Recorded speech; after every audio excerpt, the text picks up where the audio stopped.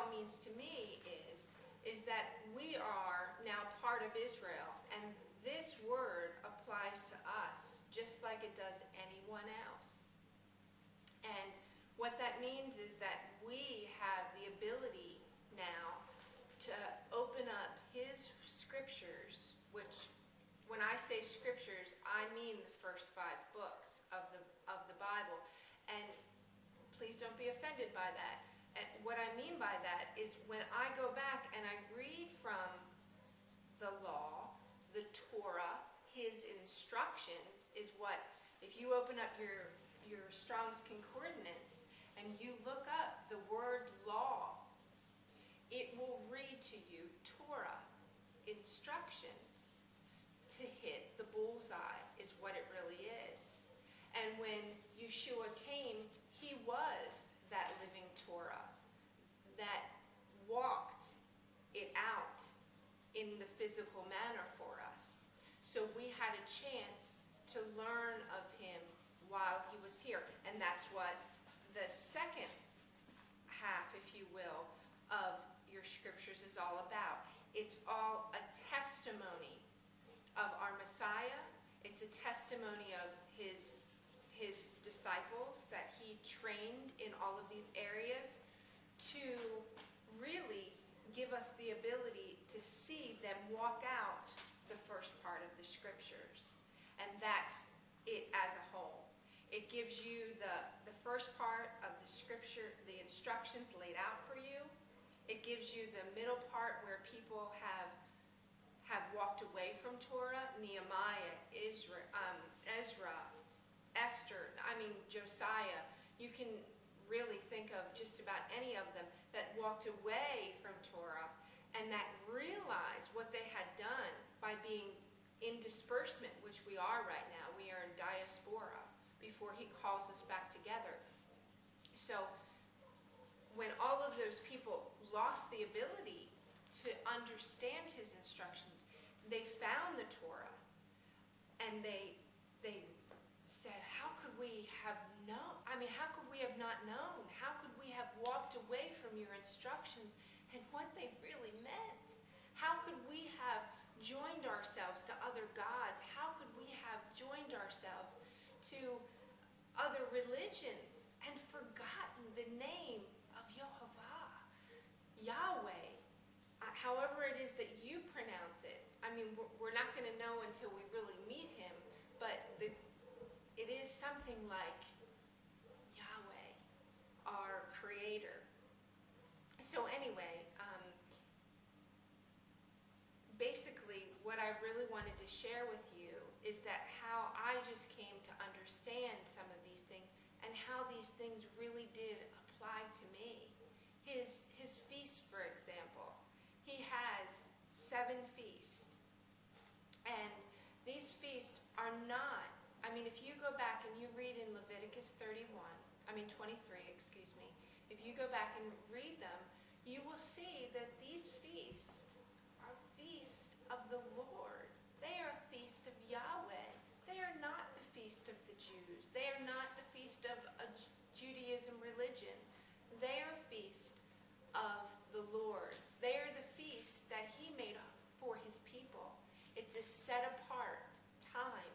The word actually feast in that sentence is a moedim. It's actually an appointment that Yahweh himself wrote down on an appointment card and gave to you as a believer and said, meet me with me because I will be there and I will teach you of myself. I will teach you of my ways. And a lot of people ask me, well, this is done by Jewish people. This garb that you have in your house, what does this really mean? And what is this exactly? Well, I wanted to share with you exactly what it is to me. And I know that I'm probably going to get some comments about, what it really is, but I wanted to share with you what it means to me. The woman that had an issue of blood, she was put out of her home.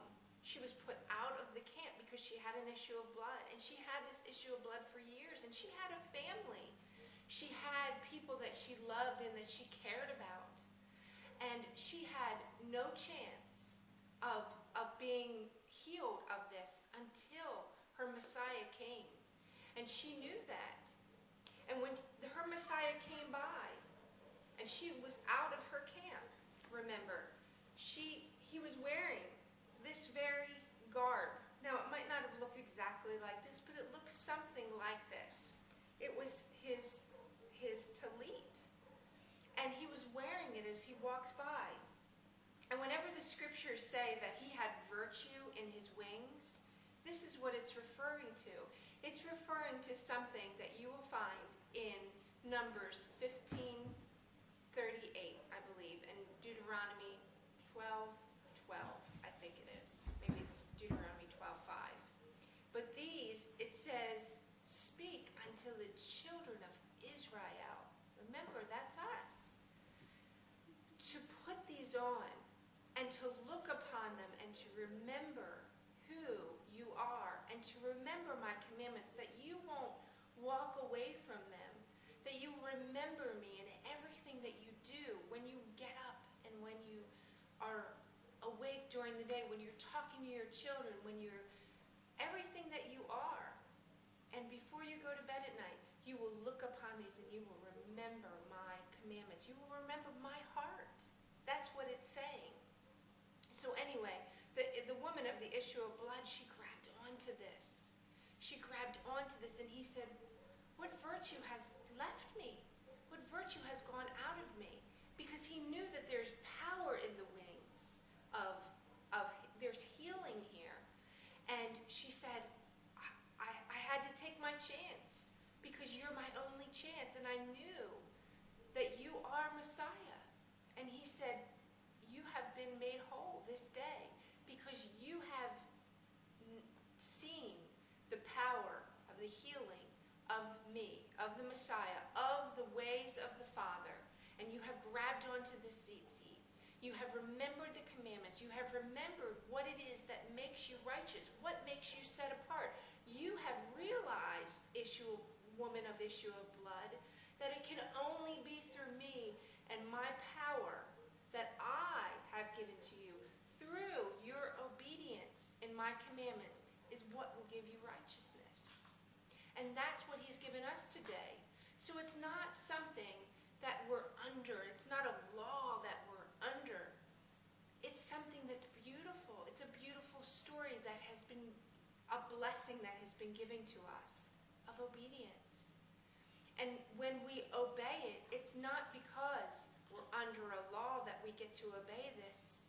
It's because we have the ability to know our Father's heart and to see that heart.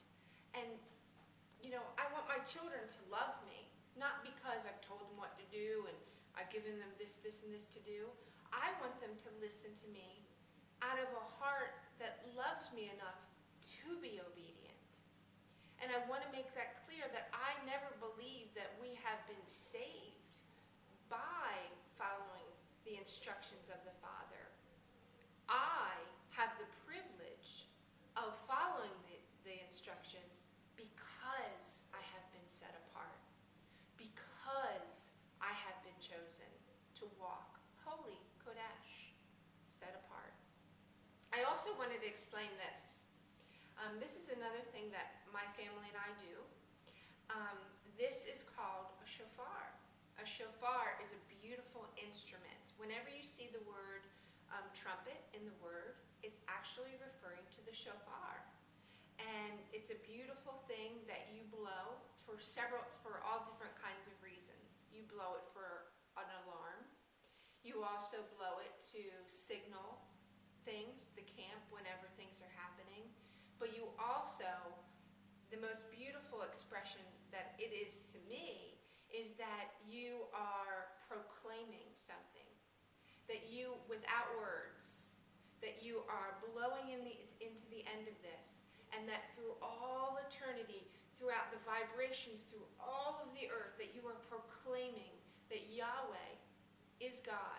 He is the creator.